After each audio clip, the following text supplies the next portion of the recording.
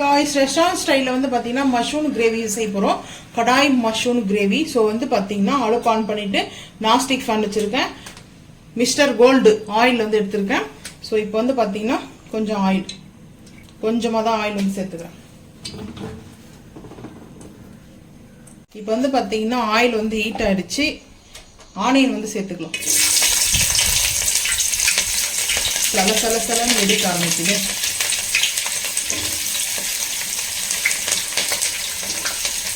Onion வந்து கிரேவிக்கு உங்களுக்கு எந்த அளவுக்கு வேணுமோ அந்த அளவுக்கு வந்து பார்த்தீங்கன்னா ஆனியனும் டொமேட்டோவும் எடுத்துங்க. நான் இதில் வந்து கர்டு வந்து சேர்க்க போகிறேன். நீங்கள் வந்து கர்டு வந்து சேர்க்காம கூட செய்யலாம். முந்திரி பருப்பு கர்டு இது நான் வந்து மிக்ஸ் பண்ண போகிறேன். ஸோ இப்போ வந்து பார்த்தீங்கன்னா முந்திரி பருப்பு கொஞ்சம் சேர்த்துக்கலாம். நான் வந்து இப்போ ஆயில் ரோஸ்ட்லேயே வந்து முந்திரி பருப்பு வந்து ஒரு 5 முந்திரி பருப்பு எடுத்துருக்கேன். சேர்த்தாச்சு. இப்போ வந்து பார்த்தீங்கன்னா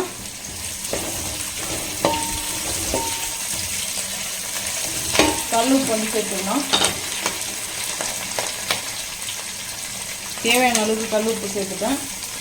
அதுக்கப்புறம் வேணும்னா நம்ம கிரேவியில் பார்த்துட்டு போய் சேர்த்துக்கலாம். ஸோ இப்போ வந்து பார்த்தீங்கன்னா ஃபுல் வந்து வதங்க வேண்டாம். வெங்காயம்லாம் வந்து பார்த்தீங்கன்னா கொஞ்சம் வந்து ஆயிலில் இந்த அளவுக்கு வதங்கினா போதும். இப்போ வந்து தக்காளி வந்து சேர்த்துக்கலாம். கொஞ்சம் அகலமான பாத்திரம் நான் எதுக்காக எடுத்துருக்கேன், இந்த மாதிரி உருளினா நமக்கு கிரேவிக்கெலாம் நல்லாயிருக்கும். ஸோ அதனால் இது வதக்கிறதுக்குலாம் நல்லாயிருக்கும்.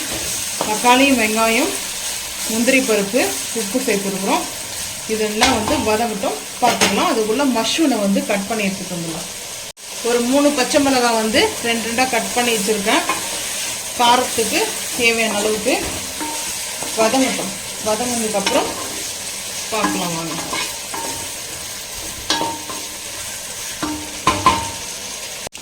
இப்போ வந்து பார்த்தீங்கன்னா மஷ்ரூம் வந்து கட் பண்ணி எடுத்துட்டு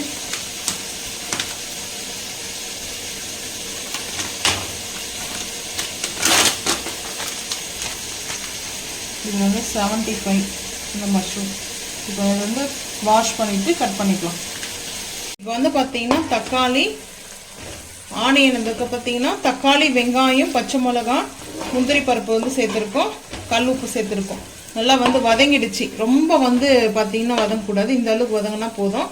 ஸோ இப்போ இதை வந்து நல்லா வந்து ஆற வச்சிடலாம். அடுப்பு ஆஃப் பண்ணியாச்சு. ஆற வச்சுட்டு அரைக்கும் போது வந்து பார்க்கலாம். நம்ம அது கூட சேர்த்து என்னென்ன சேர்க்க போகிறோன்றத, தக்காளி பேஸ்ட்டோடு நம்ம என்னென்ன சேர்க்க போகிறோன்றதை பார்க்கலாம் வாங்க. கட் பண்ணி இந்த பாக்ஸில் எடுத்துருக்கேன். வாஷ் பண்ணி கட் பண்ணி எடுத்து வச்சுருக்கேன். எந்த சைஸ் வேணுமோ அந்த சைஸ்க்கு வந்து கட் பண்ணிக்கலாம். ஸோ இப்போ வந்து பார்த்தீங்கன்னா இந்த நான்ஸ்டிக் ஃபேன்லேயே வந்து பார்த்தீங்கன்னா கொஞ்சம் ஆயில் சேர்த்துக்கலாம். கொஞ்சமாக வந்து சேர்த்துருக்கேன். ஒரு 2 ஸ்பூன் அளவுக்கு, டேபிள் டீஸ்பூன் அளவுக்கு சேர்த்துருக்கேன். ஸோ இப்போ வந்து பார்த்தீங்கன்னா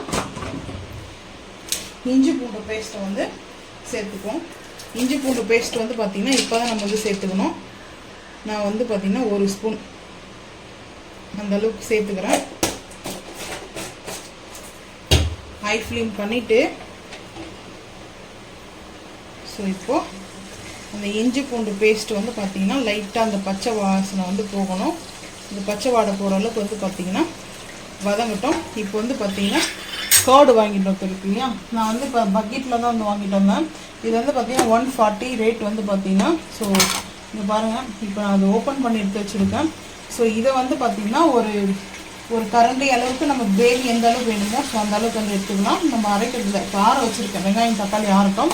ஸோ அதுக்கப்புறம் வந்து பார்த்திங்கன்னா மிக்ஸி ஜாருக்கு மாற்றும் போது பார்த்துக்கலாம். இப்போ இஞ்சி பூண்டு பேஸ்ட்டு இந்த பச்சை வாசனை போகிற அளவுக்கு நல்லா வந்து வதக்கிட்டு அதுக்கப்புறம் மஷ்ரூம் வந்து சேர்த்துக்கலாம். ரொம்ப டேஸ்ட் சூப்பராக இருக்கும்.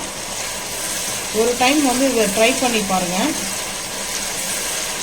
இப்போ வந்து நான் சப்பாத்தி லஞ்சுக்கு தான் செஞ்சுட்ருக்கேன். புதன்கிழமை வந்து செய்யலாம் சொல்லிட்டு வந்து வாங்கிட்டு வந்தேன். இப்போ வந்து பார்த்தீங்கன்னா எடுத்து வச்சுட்டேன் ஃப்ரிட்ஜில். ஸோ இப்போ வந்து பார்த்தீங்கன்னா நல்லா வந்து பச்சை வாசனை போகிற அளவுக்கு வந்து வதங்கியாச்சு. இப்போது நான் வந்து மஷ்ரூமை அந்த பாக்ஸில் எடுத்துருக்கேன். கட் பண்ணி வச்சுட்டேன். சேர்த்துட்டு இப்போது ஹை ஃப்ளேம் பண்ணிவிட்டு தக்காளி வெங்காயம் வந்து நம்ம அரைக்கிறதுக்கு முன்னாடி நல்லா வந்து பார்த்திங்கன்னா இந்த மாதிரி வந்து வதக்கணும். ஸோ இப்போ வந்து பார்த்திங்கன்னா கொஞ்சமாக வந்து கல்லுப்பு வந்து சேர்த்துக்கலாம். கல்லுப்பு கரெக்டாக தான் இருக்கும். நான் ஒரு பிஞ்ச் அளவுக்கு வந்து ஒரு 2 பிஞ்ச் அளவுக்கு வந்து எடுத்துருக்கோம். எதுக்காகனா இந்த மஷ்ரூமில் வந்து உப்பு சேரணும், இல்லைன்னா சாப்பிடவே நல்லா இருக்காது. ஸோ மெயினாக உப்பு இல்லைன்னா கரெக்டாக இருக்கணும், கூடவும் இருக்கக்கூடாது, குறையும் இருக்கக்கூடாது. ஸோ அந்த மாதிரி இந்த டைமில் வந்து பார்த்திங்கன்னா புதினா லீவ்ஸ் வந்து நான் வந்து வாஷ் பண்ணி எடுத்து வச்சுட்டேங்க. அதோடைய ஃப்ளவர் வந்து இறங்கும், ஸ்மெல்லு வந்து இந்த மஷ்ரூமில். ஸோ இப்போ வந்து பார்த்திங்கன்னா வதங்கட்டும். இது வந்து பார்த்திங்கன்னா நாஸ்டிக் ஃபேன் எடுக்கிறதுனா நம்மளுக்கு அடி பிடிக்காது. ஸோ அதனால தான் வந்து மெயினாக வந்து பார்த்திங்கன்னா ஸோ அதனால நான் வந்து இந்த மாதிரி வந்து எடுத்துருக்கேன். இப்போ வந்து வெங்காயம் தக்காளி அரைக்கிட்டு பார்த்துக்கலாம் வாங்க. இப்போ வந்து பார்த்திங்கன்னா கர்டு வந்து பார்த்திங்கன்னா ஒரு கரண்டி கொஞ்சம் எக்ஸ்ட்ரா இருக்குது. ஒரு பெரிய கரண்டியில் 1.5 கரண்டி அளவுக்கு தயிர் எடுத்துக்கிறேன், கர்டு எடுத்துருக்கேன். ஸோ இப்போ வந்து பார்த்திங்கன்னா தயிர் வந்து போதும், அதிகமாக வேண்டாம், புளிப்பாயிடும். ஸோ இப்போ வந்து இதுலேயே நம்ம தயிர் சேர்த்தோம் இல்லையா அந்த மிக்ஸி ஜாரில், இப்போ வந்து தக்காளியோட வெங்காயம் வந்து ஆட் பண்ணிக்கலாம். 2 டைமாக வந்து பார்த்திங்கன்னா நம்ம இந்த பேஸ்ட் அரைக்க வேண்டியதாக வரும். ஏன்னா 1 டைம்லேயே வராது, ஃபுல்லாகிடும் ஜார் வந்துட்டு. ஸோ அதனால் இது வரைக்கும் அரைச்சிட்டு வந்துட்டு பார்க்கலாம் வாங்க. இப்போ வந்து பார்த்திங்கன்னா மஷ்ரூம் நம்மளுக்கு வந்து குக் ஆகிட்டு இருக்குது.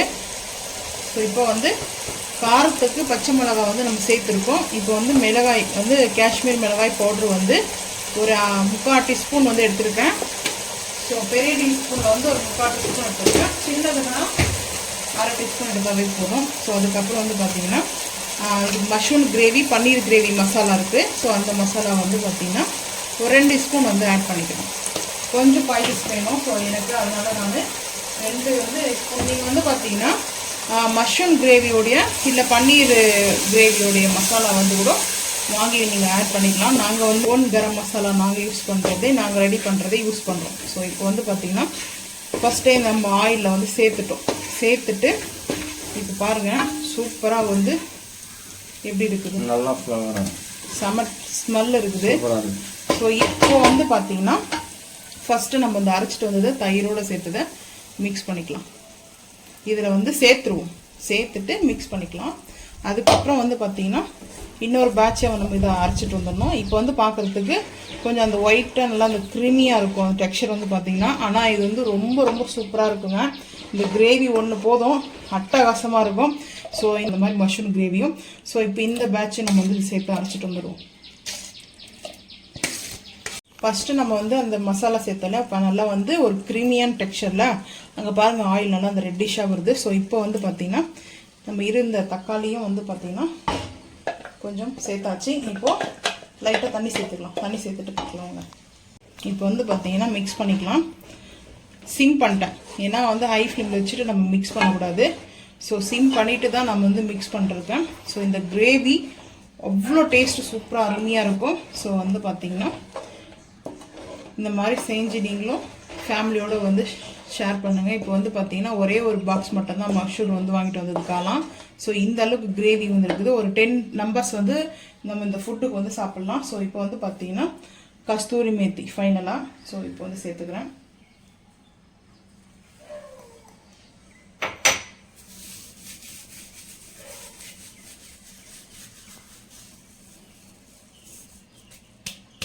இது வேணும்னா பட்டர் வந்து ஆட் பண்ணிக்கலாம். நம்ம வந்து பன்னீர் செய்யல இல்லையா, ஸோ அதனால் வந்து பார்த்திங்கன்னா மஷ்ரூம் பட்டர் வந்து சேர்த்துக்கலாம். வேணும்னா நான் சேர்க்கல.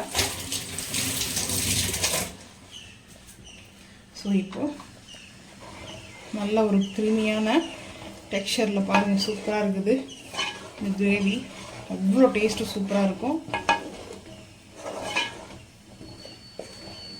ஒரு 5 நிமிஷம் லோ ஃப்ளேமில் இருக்கட்டும், அதுக்கப்புறம் வந்து பார்த்துக்கலாம். சப்பாத்தி செஞ்சுட்டு அதுக்கப்புறம் வந்து பார்த்திங்கன்னா நம்மளுக்கு கிரேவி வந்து மஷ்ரூம் கிரேவி ரெடி ஆகிடுச்சு. இப்போ வந்து பார்த்திங்கன்னா நான் வந்து கீ வந்து ஒரு 2 ஸ்பூன் வந்து சேர்த்துக்கிறேன். பட்டரை வந்து சேர்த்துக்கலாம் வேணும்னா. நான் வந்து பார்த்திங்கன்னா கீ எதுக்காக சேர்க்குறேன்னா டேஸ்ட்டு சூப்பராக இருக்கும்.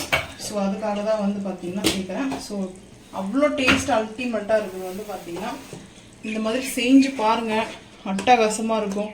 சப்பாத்தி பரோட்டா, நானுக்கு நல்லாயிருக்கும். ஸோ ஃபைனலாக எதுக்காக நம்ம இப்படி சேர்க்குறோம்னா அந்த ஒரு ஷைனிங் வரும் பாருங்கள், இப்படி சூப்பராக அழகாக இருக்குது பார்த்தீங்களா, இந்த மாதிரி இருக்கும். கொரியாண்டர் இல்லை, முடிஞ்சிச்சு. கொரியாண்டர் வாங்கினு வரல, கொத்தமல்லி. ஸோ இப்போ வந்து பார்த்தீங்கன்னா இதில் தான் ஃபைனலாக நமக்கு வந்து கிரேவி வந்து சூப்பராக நல்லா ஒரு திக்காக எப்படி இருக்குது பாருங்கள் கிரேவி. பன்னீர் கிரேவி எப்படி இருக்குமோ சேம் அதே மாதிரி தான் மஷ்ரூம் கிரேவி. ஸோ வந்து இந்த 2 கிரேவியோடைய மசாலா அது மட்டும் தான் நாங்கள் தயார் பண்ணி வச்சுட்ருக்கோம். நான் பன்னீருக்கும் அதை தான் ஆட் பண்ணுவேன், மஷ்ரூமுக்கும் அதை ஆட் பண்ணுவேன். டேஸ்ட்டும் சூப்பராக தான் இருக்கும். ஸோ இப்போ பிளேட்டிங் பார்த்துக்கலாம் வாங்க. இப்போது கடாய் மஷ்ரூம் கிரேவி வந்து பார்த்திங்கன்னா மீடியமான சின்ன ஒரு கடாய் எடுத்திருக்கேன், பவுல் கடாய். ஸோ இப்போது இதில் வந்து ஆட் பண்ணிக்கிறேன். சப்பாத்திக்கு சூப்பராக வந்து ஒரு செம்ம ஸ்மெல்லு. ஸோ இப்போவே எனக்கு பசிக்குது, சாப்பிட்ணும் போல். ஸோ சாப்பிட தான் போகிறோம். ஆனால் பாருங்க சூப்பராக இருக்குது. வந்து பார்த்திங்கன்னா அப்படியே அழகாக ஒரு பன்னீர் எப்படி இருப்போமோ சேம் அதே மாதிரி இருக்குது. அந்த டெக்ஸ்சர் பாருங்கள், கிரேவியோட டெக்ஸ்சர். ஸோ இப்போ அப்படியே பிளேட்டிங் பார்த்துக்கலாம் வாங்க.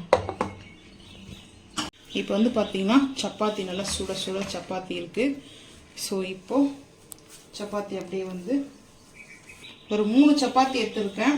ரொம்ப சிம்பிள் தான். நான் வந்து ஆனியன், க்ரீன் சில்லிலாம் வந்து பார்த்திங்கன்னா கொஞ்சம் வச்சு சாப்பிடும்போது நல்லாயிருக்கும். நான் வந்து பார்த்திங்கன்னா இப்போ டைம் ஆகிடுச்சு. ஸோ அதனால் வந்து லன்ச் வந்து பார்த்திங்கன்னா கடாய் மஷ்ரூம் கிரேவியும் நல்ல சப்பாத்தி வந்து பார்த்திங்கன்னா ரொம்ப சாஃப்டாக சப்பாத்தியும். ஸோ இதுதான் எங்கள் வீட்டில் வந்து சாப்பிட்டு முடிஞ்சதுக்கப்புறம் சாப்பிட ஸ்வீட்டு வந்து பால்கோவா தான். உங்கள் வீட்டில் வெஜ்ஜா நான்வெஜ்ஜான்றதை மறக்காமல் வந்து கமெண்ட் பண்ணுங்கள். இந்த மாதிரி ரெஸ்டாரண்ட் ஸ்டைலில் நம்ம வீட்டிலே செஞ்சு சாப்பிடும்போது ரொம்ப சூப்பராக அந்த டேஸ்ட் வந்து பார்த்திங்கன்னா அவ்வளோ டேஸ்ட் அல்டிமேட்டாக இருக்கும். ஸோ நான் வந்து ஸ்பூன் வைக்க மறந்துட்டேன். ஸோ வந்து பாருங்கள் இந்த கிரேவியோட டெக்ஸ்சரு செம்ம சூப்பராக இருக்குது. டெக்ஸ்சர் மட்டும் இல்லைங்க, டேஸ்ட்டும் அல்டிமேட்டாக இருக்குது. நீங்கள் இதே மெத்தடில் செஞ்சு பார்த்துட்டு மறக்காமல் வந்து கமெண்ட் பண்ணுங்கள். ஸோ இந்த வீடியோ பிடிச்சா லைக் பண்ணுங்கள், ஷேர் பண்ணுங்கள், சப்ஸ்கிரைப் பண்ணுங்கள், பெல் ஐக்கான் வந்து கிளிக் பண்ணுங்கள், மறக்காமல் சேனல் வந்து ஃபாலோ பண்ணுங்கள். அப்போ தான் நம்ம போகிற வீடியோ உங்களுக்கு நோட்டிஃபிகேஷன் வரும். தேங்க்யூ.